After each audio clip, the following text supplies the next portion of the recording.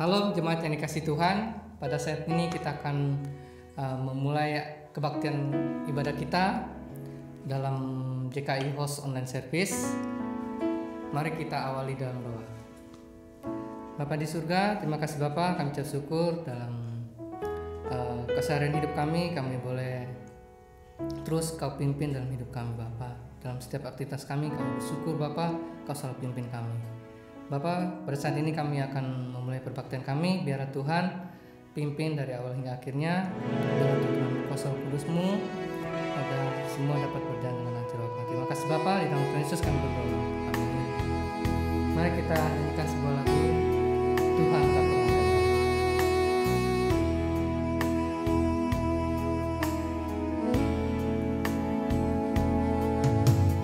Engkau yang lebih tahu cara untuk membuka jalanku. Engkau yang lebih mengerti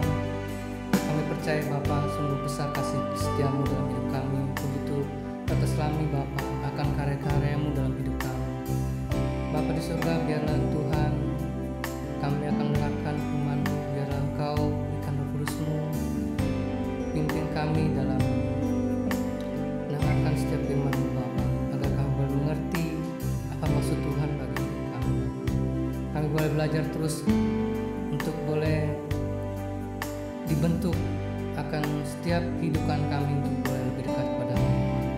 Pimpin hamba-Mu yang akan menyampaikan firman Bapa. Pakai hamba-Mu Bapa dalam kuasa Roh Kudus-Mu, biar semua menjadi kemuliaan bagi nama Bapa. Dalam Tuhan Yesus kami berucap syukur. Amin.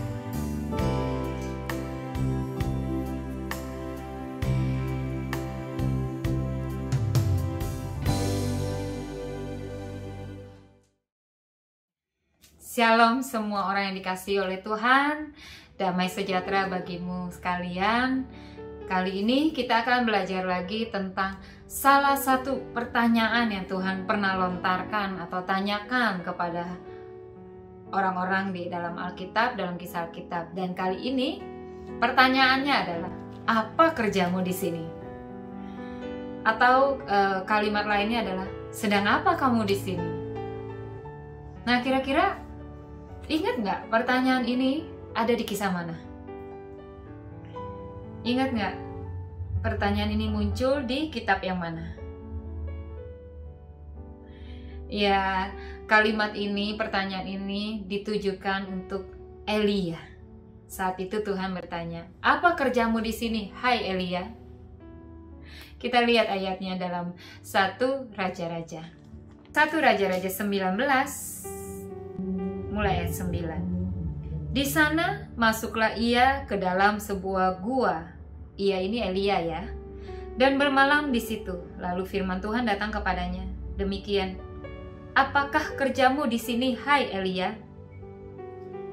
Jawabnya, aku bekerja segiat-giatnya bagi Tuhan, Allah semesta alam, karena orang Israel meninggalkan perjanjianmu, meruntuhkan mezbah-mezbahmu, dan membunuh nabi-nabimu dengan pedang. Hanya aku seorang dirilah yang masih hidup, dan mereka ingin mencabut nyawaku. Nah, kalau kita perhatikan ya, pertanyaan Tuhan sama jawaban Elia kurang nyambung ya. Kayaknya Elia salah nih memberikan jawaban. Tuhan nanyanya, apa kerjamu di sini, hai Elia? Terus Elia menjawabnya apa yang dia kerjakan sebelumnya, yaitu aku bekerja segiat-giatnya bagi Tuhan. Nah, inilah yang mau kita pelajari, bahwa saat Tuhan bertanya sesuatu kepada kita, sebenarnya kita bisa jawab apa aja, seperti Elia jawab aja gitu bisa. Tapi apakah jawaban itu yang tepat? Apakah jawaban itu yang Tuhan maksudkan? Apakah jawaban itu yang Tuhan ingin dengar gitu? Belum tentu ya. Elia aja menjawab jawaban yang sebenarnya gak nyambung sih gitu. Tapi kita pelajari kenapa. Nah, tahun ini visi kita adalah membaharui hati ini, minta Tuhan membaharui hati kita dengan cara kita belajar firman Tuhan lebih lagi dari sebelumnya. Kita kenali firman Tuhan, kita kenali Tuhan kita melalui firman-Nya. Untuk suatu waktu kalau pertanyaan-pertanyaan Tuhan sampai kepada kita, entah pertanyaan yang melalui kisah-kisah di Alkitab atau pertanyaan spontan yang Tuhan tanyakan kepada kita, kita bisa memberikan jawaban yang lahir dari hati yang sudah dibaharui, dari hati yang makin mengenal akan firman Tuhan, makin mengenal hati Tuhan, kehendak Tuhan. Nah, dari Elia ini, jawaban Elia ini kita belajar. Kita belajar kisahnya, kita belajar kenapa Elia menjawabnya gitu, dan sebenarnya apa yang bisa kita pelajari dari sini poinnya. Nah, Tuhan bertanya kepada Elia karena Tuhan saat itu tahu kondisi Elia seperti apa, dan tahu apa yang Elia hadapi, dan Tuhan mau memberikan pertanyaan itu untuk Elia melihat dirinya. Iya ya, sedang apa ya aku di sini gitu. Apakah aku mengerjakan kehendak Tuhan atau enggak? Apakah kalau kita lagi mengerjakan kehendak Tuhan, pasti kita bisa jawab ya, iya Tuhan, aku sekarang lagi gini gitu.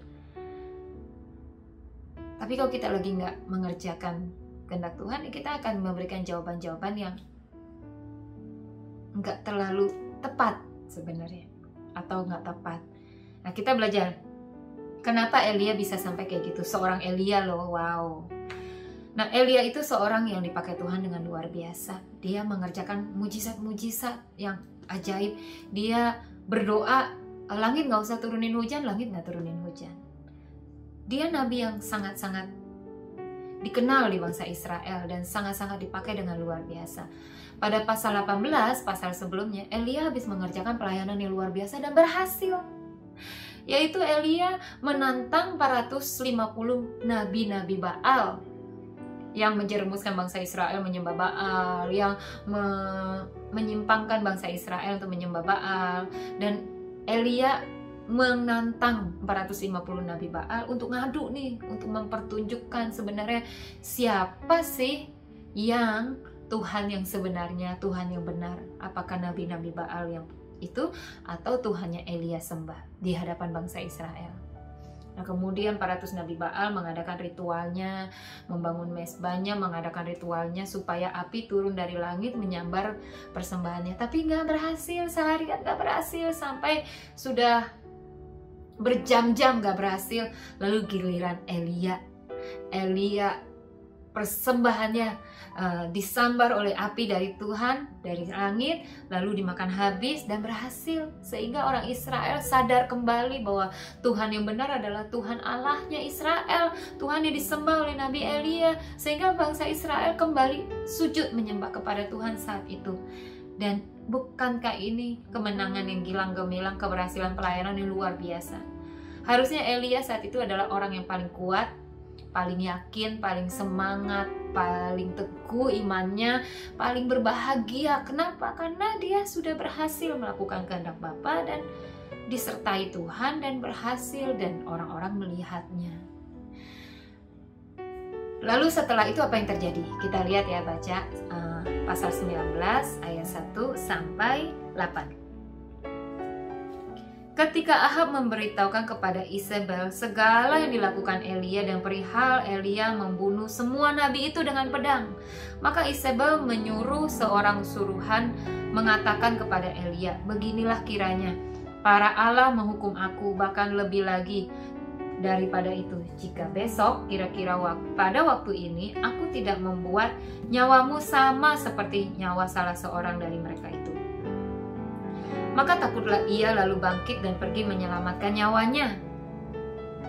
Dan setelah sampai ke Beersheba yang termasuk wilayah Yehuda, ia meninggalkan bujangnya di sana, tetapi ia sendiri masuk ke padang gurun sehari perjalanan jauhnya, lalu duduk di bawah sebuah pohon arar.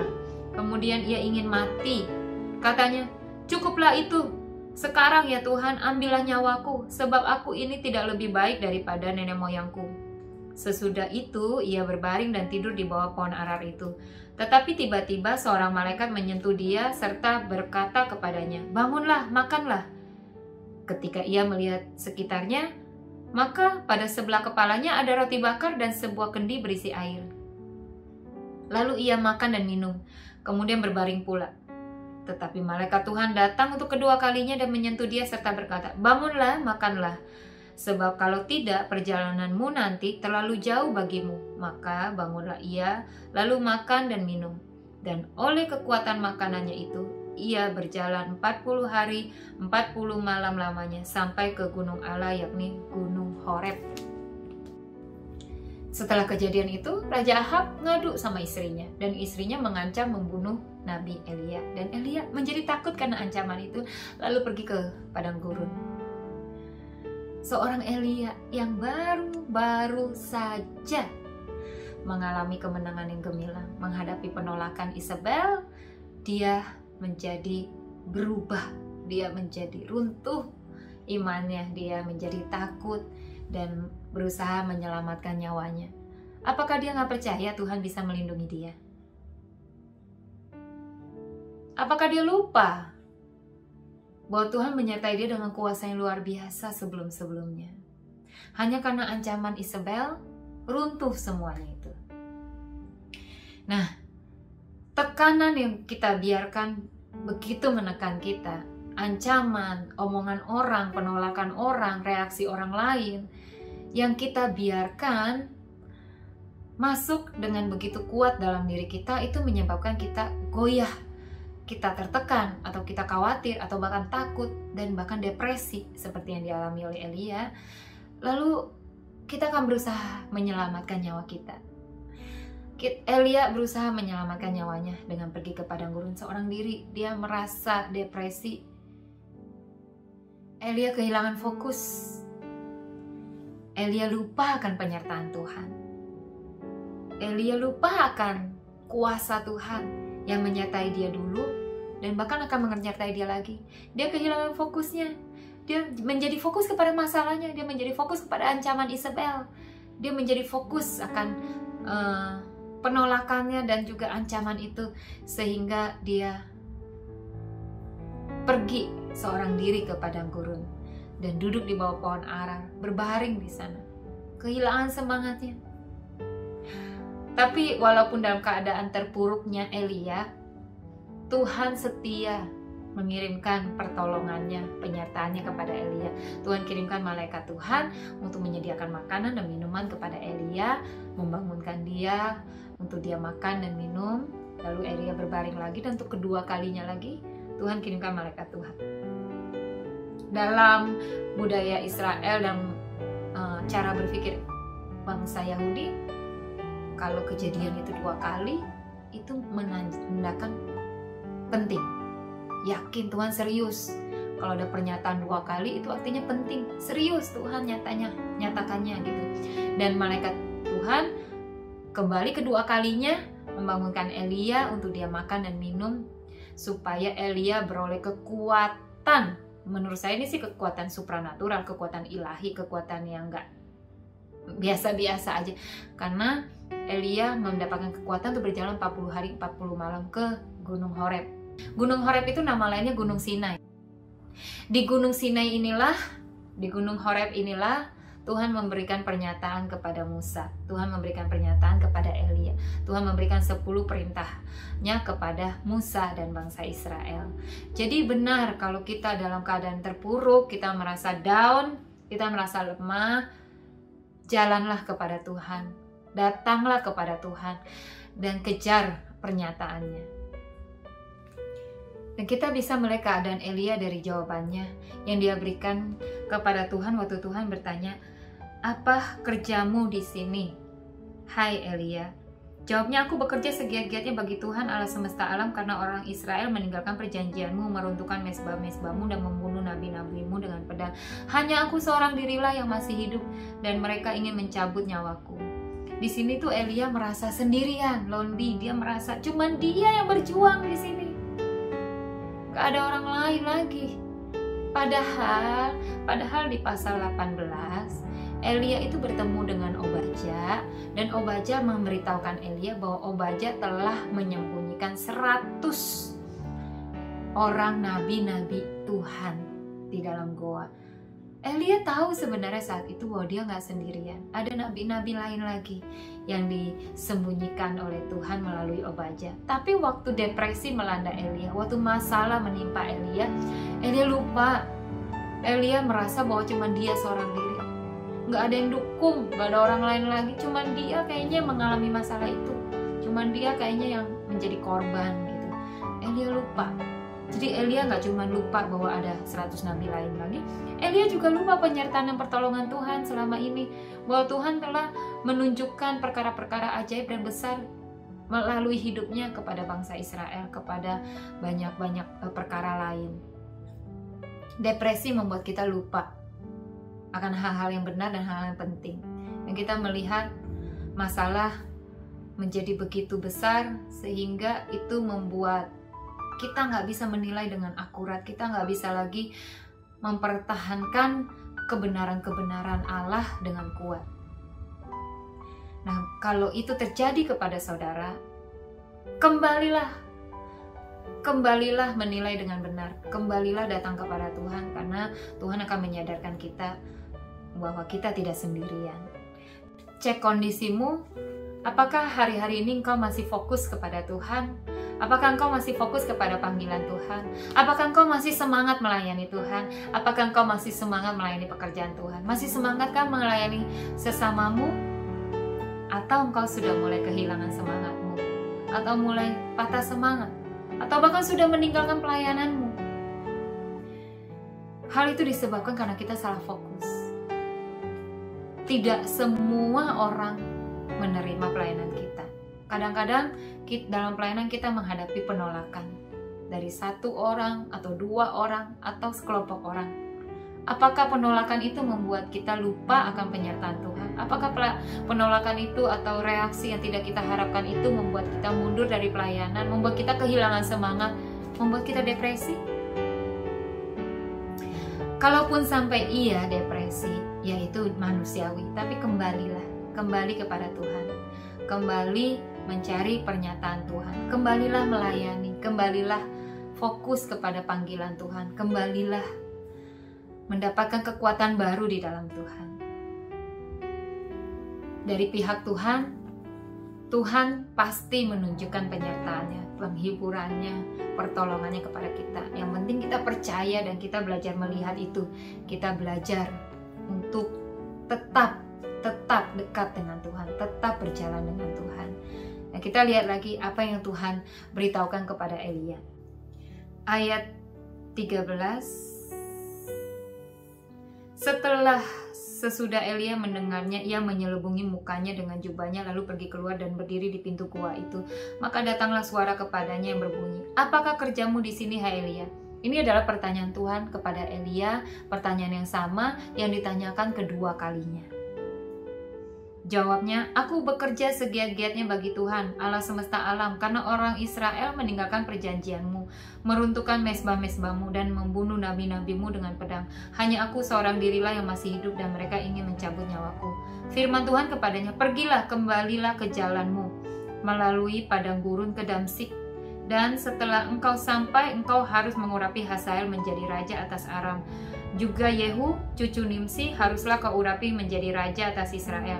Dan Elisa bin Safat dari Abel Mehola harus kau urapi menjadi nabi menggantikan engkau.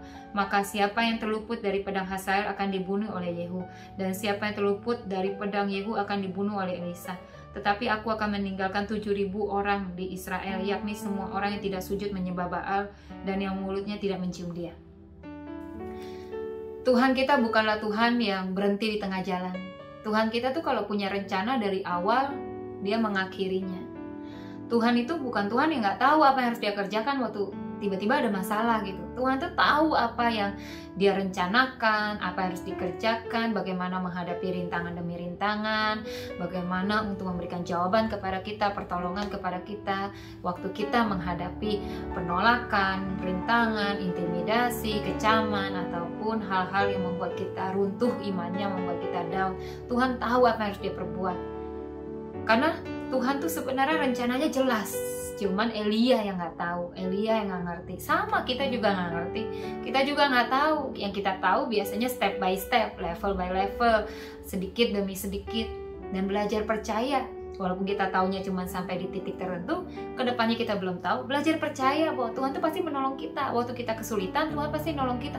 Waktu kita stuck, kita terhimpit, kita dibentrokkan dengan masalah, kita butuh pertolongan, percaya Tuhan tuh pasti nolong kita. Tuhan itu tahu dan peduli kondisi kita. Dia tahu dan dia tuh siap menolong kita. Percaya itu, maka kepercayaan yang kita jaga itu akan membangkitkan iman kita, membuat kita lebih stabil, membuat kita tidak mudah depresi, atau kalau sampai depresi membuat kita bangkit kembali. Percaya, Tuhan sudah menyusun rencananya dengan baik, dengan sangat baik. Makanya Tuhan langsung berkata kepada Elia, "Pergilah melalui jalanmu, turun ke Damsyik. Urapi ini Hazael, Yehu, Elisa." Tuhan udah punya program yang Elia harus kerjakan sehabis mujizat dari bangun persembahan itu dan menghadapi 450 Nabi Baal. Tuhan udah punya tuh step by step ke depannya. Nah, akhirnya Elia kembali fokus menjalankan kehendak Bapa, kembali fokus menjalankan perintah Tuhan, kembali fokus menjalankan hal yang Tuhan bukakan kepada dia, visi yang Tuhan bukakan kepada dia, dan dia kembali melakukannya gitu. Nah, kita belajar seperti ini, kita juga ayo kembali fokus lagi kepada Tuhan. Nah, kalau engkau tidak dalam keadaan depresi saat ini, tidak dalam keadaan terpuruk, tapi dalam keadaan kuat, maka firman ini memperlengkapi supaya one day kalau keadaan ini engkau hadapi, engkau tahu apa yang harus dipekerjakan dari pelajaran Elia ini, apa yang harus engkau pertahankan. Imanmu, kepercayaanmu kepada Tuhan, fokusmu kepada Tuhan, engkau harus pertahankan supaya engkau nggak patah semangat, supaya engkau nggak kehilangan keinginan untuk melayani. Karena banyak orang begitu salah fokusnya saking fokusnya ke masalah, maka akhirnya dia menjadi ingin berhenti melayani, ingin berhenti untuk melakukan panggilannya. Dengan alasan rintangan, penolakan, gak didukung, sendirian, gak ngerti, dan yang lainnya. Padahal kalau kita gak nyerah, Tuhan itu akan memberitahukan. Waktu kita butuh diberitahu, Tuhan pasti beritahu. Waktu kita butuh ditolong, Tuhan pasti menolong. Yang penting kita fokus sama Tuhan, fokus pada panggilannya, kita kerjakan. Setiap kali kita merasa mulai depresi, mulai gak ada pertolongan, mulai takut, ya jangan lupa kembali fokus kepada Tuhan. Mau ya, kita punyai keinginan untuk mau dipakai oleh Tuhan. Elia ini manusia biasa dan dia dipakai oleh Tuhan yang luar biasa. Kita ini manusia biasa, kita juga bisa dipakai oleh Tuhan. Tinggal kita mau atau enggak. Kalau kita mau, bukan berarti jalan ke depannya itu semua lancar, semua mudah. Enggak.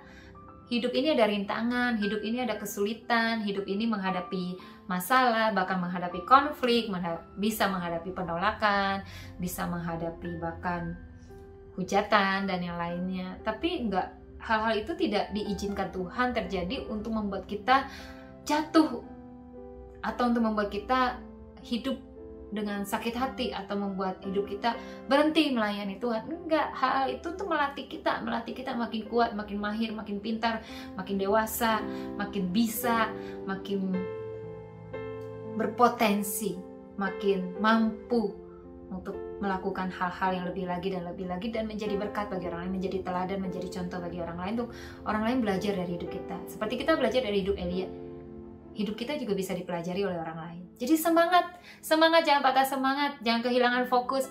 Engkau dipanggil Tuhan menjadi terang, engkau dipanggil Tuhan menjadi garam, engkau dipanggil Tuhan untuk menjadi anaknya yang bekerja dengan Tuhan, jadi rekan sekerja Allah.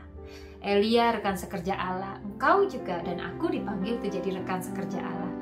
Jadi jangan patah semangat dalam melayani. Semakin semangat, aplikasinya adalah kembali fokus kepada Tuhan, kembali untuk ingat janji Tuhan, ingat panggilan Tuhan, dan percaya Tuhan menyertai kita. Percaya Tuhan itu gak lalai memperhatikan kita. Tuhan itu pasti menolong kita dalam setiap masalah. Nah, kita datang kepada Tuhan kalau ada masalah, kita cari pernyataan Tuhan. Tuhan, aku harus ngapain dengan masalah ini? Apa yang harus kukerjakan? Dan belajar taat mengerjakannya. Kalau gagal, bangkit lagi. Kalau gagal, coba lagi. Kalau gagal, coba lagi sampai engkau berhasil. Karena Tuhan janjikan kemenangan, dan kemenangan itu kadangkala tidak langsung bisa dengan mudah kita ambil, tapi butuh perjuangan, butuh effort, butuh gagal, bangkit lagi, gagal, bangkit lagi, gagal, bangkit lagi, gagal, bangkit lagi sampai kita menang. Itu biasa. Nah, anak-anak Tuhan yang terkasih, ayo bangkit dan bersemangat.